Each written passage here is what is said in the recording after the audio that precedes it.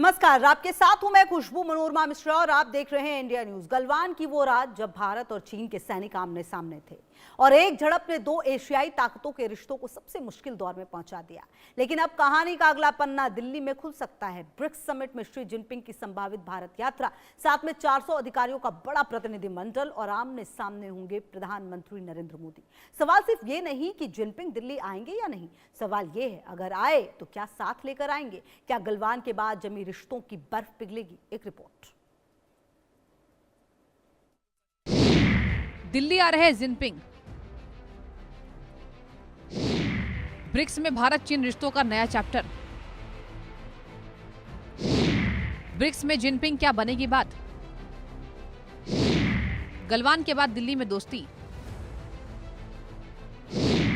Modi Jinping का साथ, दुनिया की नजर। दिल्ली में जिनपिंग सीमा पर सुलह। आ रहा 400 अफसरों का काफिला। ब्रिक्स के मंच पर ड्रैगन। जिनपिंग आएंगे, क्या रिश्ते भी लौटेंगे?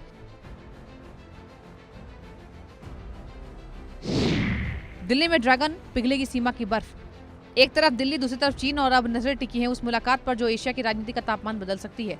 ब्रिक्स समिट के लिए चीन के राष्ट्रपति शी जिनपिंग के भारत आने की चर्चा तेज है। अगर जिनपिंग दिल्ली पहुंचते हैं तो यह सिर्फ एक दौरा नहीं होगा, ये उस रिश्ते की वापसी का संकेत हो सकता है जो गलवान के बाद बेहद मुश्किल दौर में पहुंच गया था।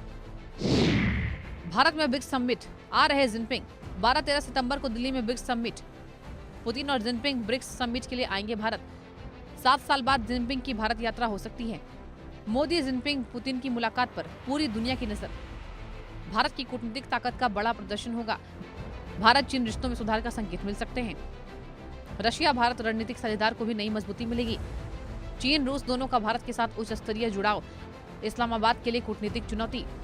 ब्रिक्स के मंच पर भारत का प्रभाव बढ़ने का संदेश जाएगा। 7 साल बाद जिनपिंग की भारत यात्रा और सामने प्रधानमंत्री मोदी होंगे। सवाल सिर्फ मुलाकात का नहीं, संदेश का है। कहानी शुरू होती है 2020 के गलवान से। हिमालय की ऊंचाइयों पर हुई हिंसक झड़प ने भारत चीन रिश्तों में गहरी दरार पैदा कर दी। सीमा पर तनाव बढ़ा, बातचीत मुश्किल हुई और भरोसा कमजोर पड़ा।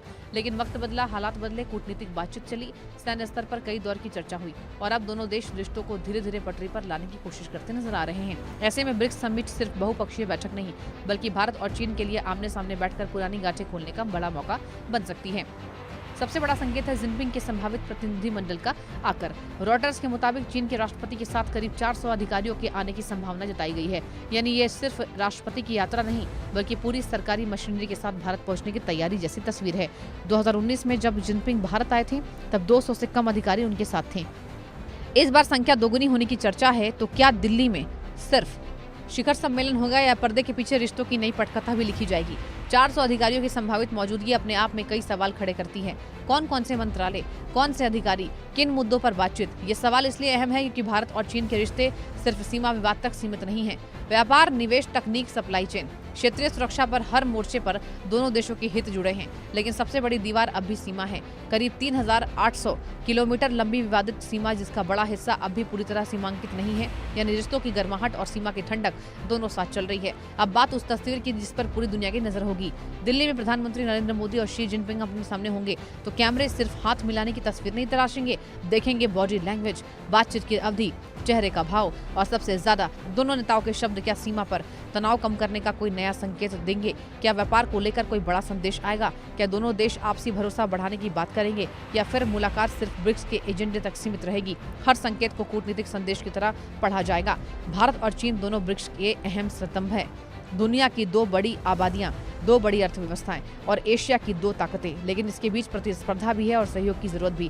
ब्रिक्स का मंच दोनों देशों को एक ही टेबल पर लाता है। यहीं से कहानी दिलचस्प होती है। एक तरफ अमेरिका और पश्चिम के साथ बदलती वैश्विक राजनीति, दूसरी तरफ ग्लोबल साउथ की आवाज मजबूत करने की कोशिश और बीच में भारत चीन। अगर दोनों देश मतभेदों के बावजूद सहयोग का रास्ता तलाशते हैं तो ब्रिक्स की भूमिका और बड़ी हो सकती है।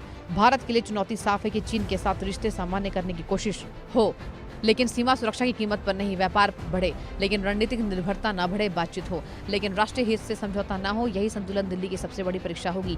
दूसरी तरफ बीजिंग के लिए भारत अब सिर्फ पड़ोसी नहीं बल्कि तेजी से बढ़ती अर्थव्यवस्था और वैश्विक मंच पर प्रभावशाली शक्ति है। इसलिए जिनपिंग की संभावित यात्रा को सिर्फ कूटनीतिक शिष्टाचार मानना आसान नहीं होगा और अब नजर उस कमरे पर होगी जहां बंद दरवाजों के पीछे बड़ी बातें हो सकती हैं, क्योंकि सार्वजनिक मंच पर बयान अक्सर सीमित होते हैं लेकिन असली कूटनीति कई बार बंद कमरों में होती है।